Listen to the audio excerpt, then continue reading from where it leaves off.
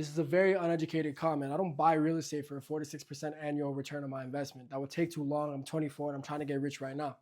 I do the BRRRR strategy where I buy, I renovate, I rent, I refinance, and then I repeat the process. And this is how that looks like. Let's say we buy a 12-unit building for 1.2 million.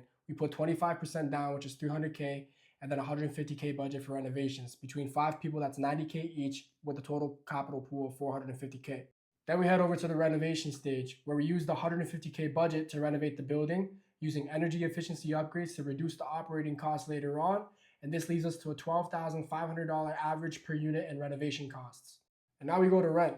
When we first bought the building, it was $850 a month per unit on average. Now we raise it to $1,200 per unit on average, which gives us a total gross income from $11,400 to $14,400, with operating expenses dropping 30% to $4,320 a month due to the energy efficiency upgrades. We now have a net cash flow of $5,800 after the mortgage payment. Now we're at the refinance stage, and this is where things get interesting, so listen up. Our building is now worth $2.2 million. This is value forced through renovation, higher rents, and energy efficiency. We then refinance on the $2.2 million. Our refinance is basically just a second mortgage at 75% loan of value of the $2.2 million, which leaves us with $1.65 million in a second mortgage or refinance. This then covers the first mortgage of $1,050,000 to leave us with $600,000 on the table.